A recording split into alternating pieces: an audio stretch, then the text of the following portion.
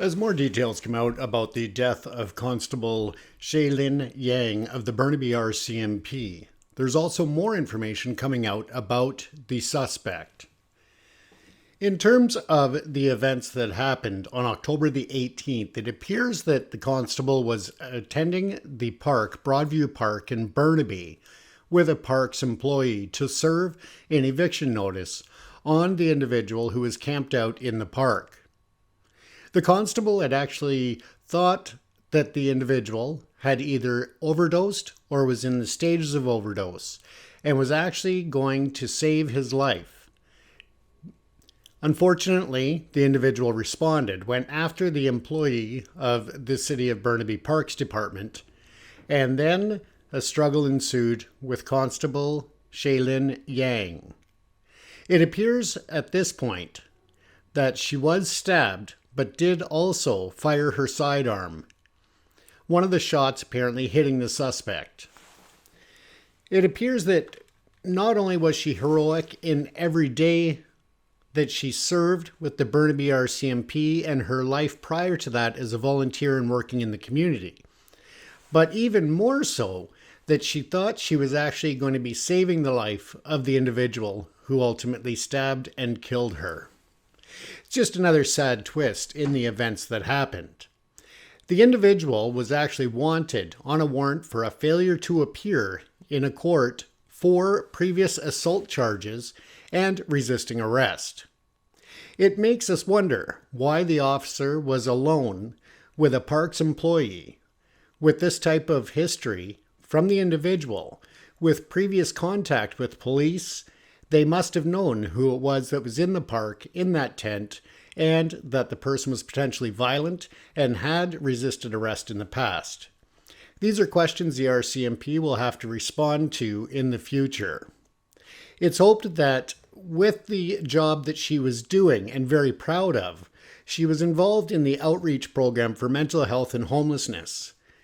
I can only surmise and assume that she had previous contact with this individual and did not see any risk of approaching them. That would explain to me why she was alone and that there was an evaluation of risk done beforehand that they felt was not a risk in that situation. Now let's move on to the accused. The accused is Zhong Ham. Now, he does have a LinkedIn profile where I've been able to establish some information, and that resume and information actually starts at 2015 and goes backwards, and nothing since that time. It appears that Zhong Wan of Windermere in Toronto, Ontario, Windermere Street that is, was no longer there, obviously, residing in Vancouver, and has had many run-ins with the law since then and served some jail time. But starting in 2015, he was involved in many productions. As a director of production, he was involved with the Toronto Korean Film Festival, and that was doing commercials, promotional videos, and a webisode, as well as other things such as Legends in Concert. It was a pilot promo in 2014. Off the Beaten Palette, episode 2 in Ontario, and that was for Canna Media and Off the Beaten Palette. That was an award-winning documentary. It aired on PBS.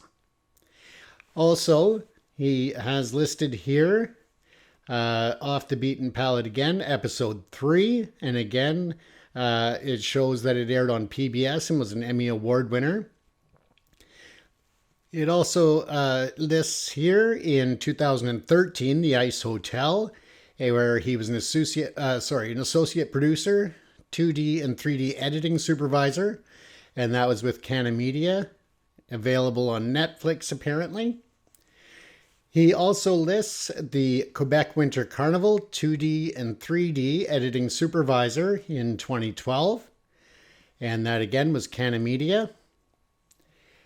He shows also the Viper SRT Cup, formerly the Dodge Viper Cup, in 2012, and it looks like that was Just looking here, he was a DOP and editor, and that shows Internal Combustion Group, and aired on NBC Sports. Hard Drive with Tom Nitu. I'm not sure if I'm pronouncing that correct. I apologize if I'm not. Apparently, season 2, he was a director, and again with Internal Combustion Group, and aired on The Cave / Man TV. In 2011, the Queen's Own Rifle of Canada, 150-year anniversary. He was a director, and that was QOR Association, and aired Canadian Forces and Television, it states. The Conspiracy Show, a pilot done in 2010, director of photography and cinematography for The Conspiracy Show Inc. is the company or supervisor, aired on Vision TV. Also listed in 2010 was Wow TV commercial production, producer-director for CCMN, and that lists that he had done 15 commercials for that project. In terms of awards, 2014 Emmy Award for the documentary, topical from National Academy of Television Arts and Science for Off the Beaten Palette, in which he was a cinematographer. 2013, an Audience Choice Award winner of the 2013 Orang Korea Smartphone Film Festival, and the title was His and Hers Tears, where he was a director. There's other awards that have been listed here throughout 2009 for 3 other listings. His skills, he lists on various equipment and production gear, and lists some references which I'm not going to name online, but again, it's on his public profile and resume through LinkedIn. So that's a bit about the individual's past. Now, apparently he was accused of a sexual assault in Ontario, in which he was proven innocent or found not guilty. I'm not sure exactly the details there, but some people say that that was the point of downfall for him, that the stress of the investigation and what happened there caused him to spiral. And it appears that in such, it ultimately led to his point where he is today. He was a graduate with an associate's degree from the Television and New Media Production program at Loyalist College. That was a 3-year program, and also had from Sheridan College an associate's degree in Media Fundamentals. These are listed for 2005 to 2006 for Sheridan and 2006 to 2009 for Loyalist College. He has other information listed, but we'll leave it at that. He spoke both English and Korean. So I don't know, obviously, with what his work is and his roles in the past, I would assume that his English was quite proficient. But again, what happened to cause him to attack and kill a police officer, that we'll have to wait and find out. It's just a very sad situation that someone who was of that stature or any other, if they don't get treatment for mental health, how they can spiral.